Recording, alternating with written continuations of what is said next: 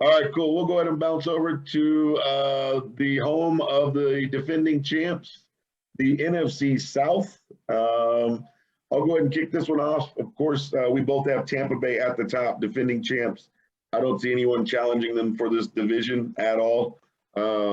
Obviously, underneath that, we've got some differences, and we could probably, debate that a little. But when it comes to Tampa Bay, when you're the defending champ, you have the greatest quarterback that ever played, and you bring back all 22 starters from the Super Bowl.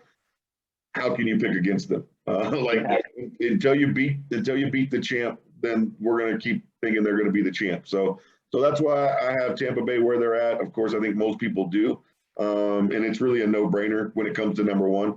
Now, when you get to the rest of the division, I think really this could be a toss-up.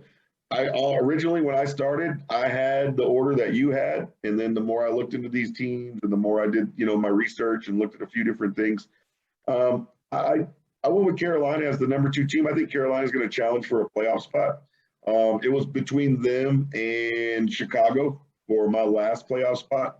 So again, if Justin Fields doesn't see the field, I pick Carolina to take their place in the playoffs, but I'm going to go with Justin Fields seeing the field. So, and I know this goes against everything I've ever said, but I think the addition of Sam Darnold is going to make that much of a difference, even though he is a USC quarterback. I think that he's going to I'm just going to say, man, that's a surprise, given your hatred for USC players in general. Yeah, I can't stand them at all. There's very few that I've liked. Ronnie Lott, I love you, though. But yeah, I think he's going to be the difference maker. They obviously have McCaffrey if he comes back healthy, and he is what he was before he got hurt. Obviously, he's a stud. They've got some opportunity with this division really in flux right now. Matt Ryan's at the end of his career. Drew Brees is gone. The last time we saw Jameis Winston in a regular season as a starter, he was the first 30 for 30 man in the NFL. Obviously, Taysom Hill is not that guy. Otherwise, they would have picked him to be the starter. Right. So I think, obviously, Tom Brady is Tom Brady. If you look at it, Sam Darnold has a chance to be the second best quarterback in this division. And we all know that this league is a quarterback-driven league. And I think that he brings some, he's a fresh start for him. I think one of the things that's really interesting, it's going to be nice to see next Sunday, is they open their season against the Jets. So it'll be fun to see him playing against his old team. And I think, he's motivated. All the reports coming out of camp are that he's looked really well. The preseason highlights and games that I caught when he did play, he didn't look like that same Sam Darnold that was making mistakes, and scared to be on the field and seeing ghosts and things like that. So I really think he's going to be the difference maker to put them at number 2. I went with New Orleans over Atlanta because I think that Atlanta really is talent deprived. They've got a few guys, but for the most part, they've kind of let everybody kind of leave. Matt Ryan, again, I think is at the last leg of his career. And I'm going to go with New Orleans just because of all the weapons that they do have. And Sean Payton is a much better play caller than Atlanta's coach. So that's where I'm going, and that's my take, but I could be wrong. Yeah, I mean, we could always be wrong, especially this early in the season. Tampa, they're the defending Super Bowl champs, so no need to get into much with them. They're number 1 because they are the defending champs. They literally brought back every starter from the championship roster, so there's no need for doubting that they will win their own division, let alone the NFC or even another Super Bowl at this point. Then this is where it gets different for us. I have New Orleans right there at number 2, and I believe that Jameis Winston will resurrect his career right here in New Orleans under Sean Payton.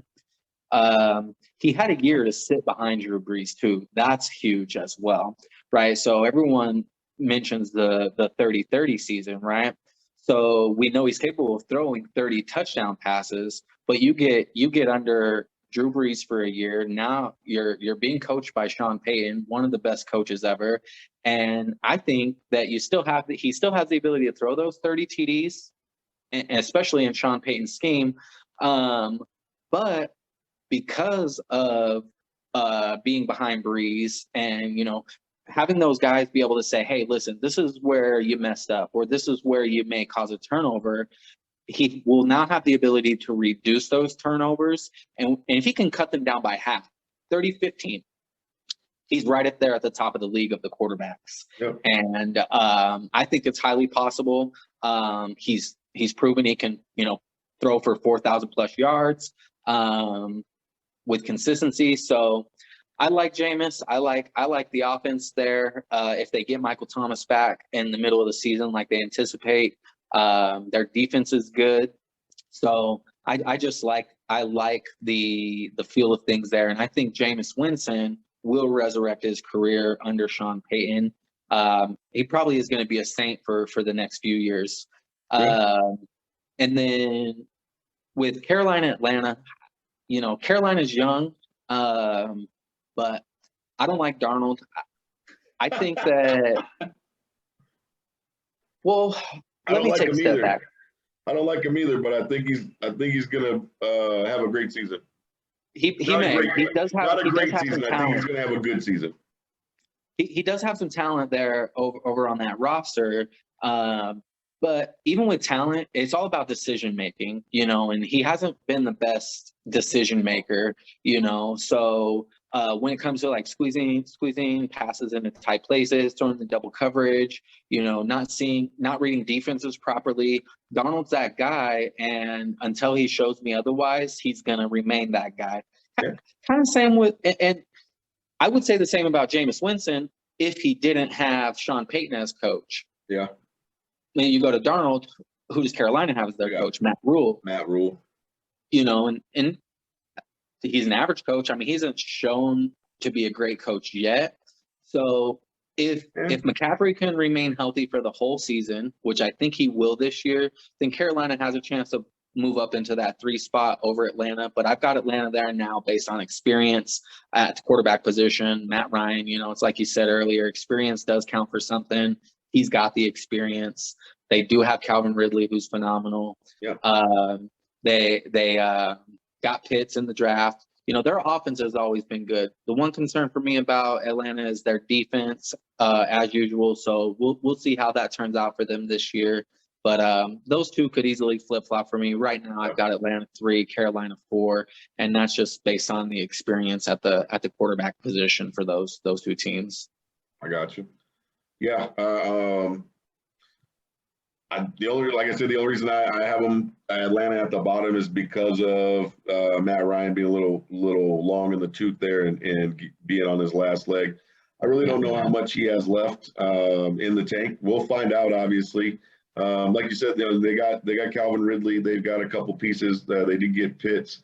I just think that those two guys aren't going to be enough with an immobile quarterback to really make a lot of noise. So I agree that Jameis, he could end up cutting down his turnovers and having a phenomenal season and being one of those top tier quarterbacks.